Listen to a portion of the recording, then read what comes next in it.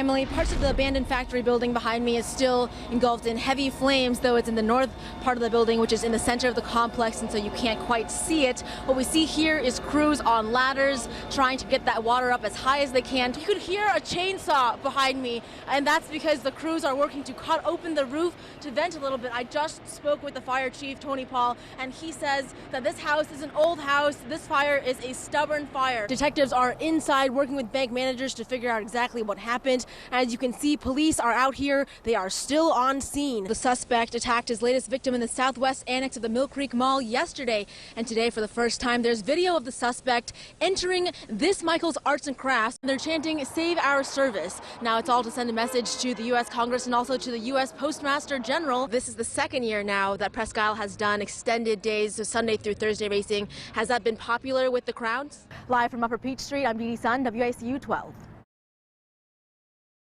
Now, this isn't where the incident happened, but it is along a major trail. And as you can see, that trail is no longer even visible with huge trees down and their roots upturned. It does give you an idea of the horrifying situation that took place this morning when that storm hit. One other factor that made this fire so difficult to fight is how close these houses are together. You can see that this house where the fire started is only about 6 to 7 feet away from its neighbor. Stray bullets from the gunfire also hit 2 homes on West 8th Street.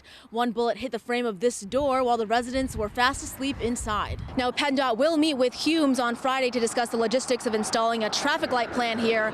However, they do emphasize the safety benefits that a roundabout would bring. And in this smorgasbord of authentic Middle Eastern food, one of the most popular items on the menu is this mixed grill plate, which of course has kebabs on it. If the bill ultimately passes, grocery stores that choose to buy the license will also be able to sell wine on their shelves. However, liquor will still be off the table. This game is so much fun. The YMCA plans to bring on a second league in May. In Corey, I'm Deedee Sun reporting.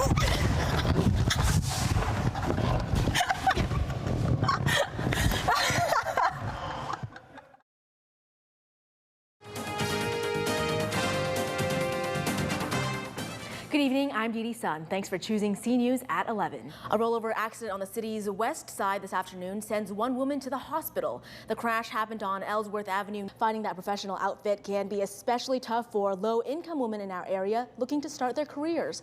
But one local business is here to help. C News' Mara Siriani joins us live in the studio. And so, Mara, what is this program all about? Your childhood dream, or maybe it's a nightmare of combining pizza and hot dogs, is coming to life. Take a look at what Pizza Hut is unveiling to America. Those temperatures really climbed up there today, 86. It's 86 degrees, yeah, and we can crazy. see similar temperatures on Friday. All right, thanks so much, Julie. Well, so it's a warm night then tonight for Presque Isle Beach. Thank you so much, Jameson. Appreciate your report. And props to him, though. Apparently, he lost track of who was and all that during excitement all of and that adrenaline. Looking toasty. Thanks, Julie. Well, we're also keeping an eye on the world for you tonight, and here's a look at what we found.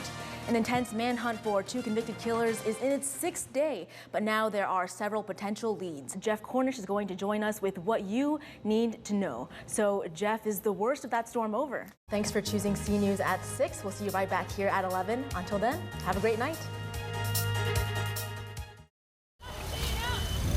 Flames and black smoke shooting up into the sky.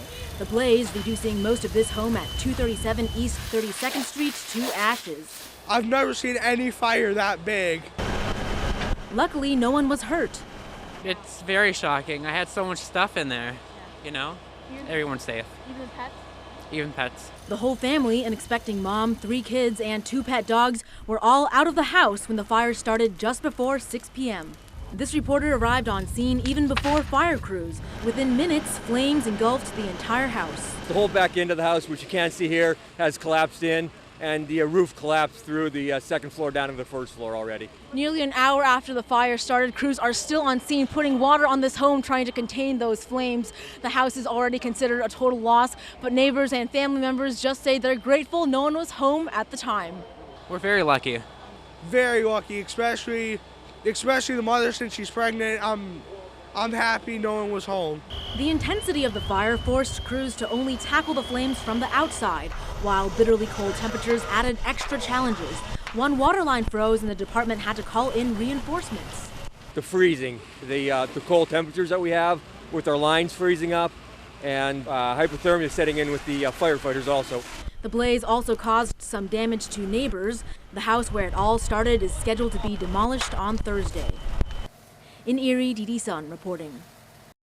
I don't want anybody else to go through what I went through. Cheyenne Carlisle paid $600 for a renter's deposit on this East 33rd Street home on Tuesday before realizing she got scammed by someone on Craigslist.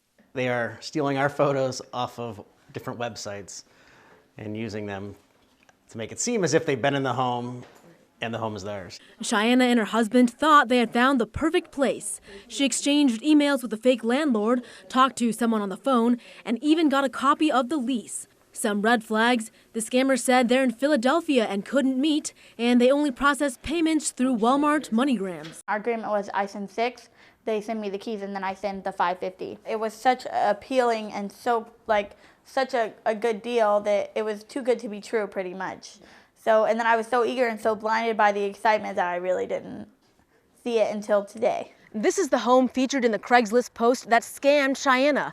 And get this, just on Monday, another scam victim paid $1,200 for a deposit on this very same home. Realtors say while they've seen scams before, right now they're through the roof. More than 30 people have called Howard Hanna in the last 2 weeks. At least 4 victims shelled out cash. People are being taken advantage of. We've seen it in the past and it's come up quite a bit lately. Craigslist is not something that I would go on because now that I'm $600 out, there's nothing I can do, and I'm not the only one. Howard Hanna says their company does not post listings on Craigslist. They advise people to be wary of rent rates that seem like too great of a deal and to always meet the leaser in person. In Erie, Deedee Sun reporting.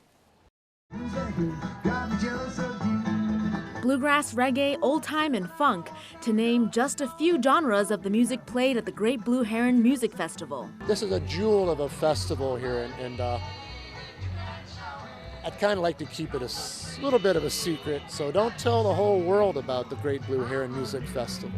The bare feet, hula hoopers, and splashes of tie-dye gives the fest a 70s feel. When asked to describe the vibe, Freedom. the freedom to wander, hike, camp, swim across 300 acres of land, and of course, enjoy the music. 30 bands from all over the United States perform across 3 stages. So each of the 3 stages at this festival have something special about them. This 3rd stage, well, it's located deep in the woods.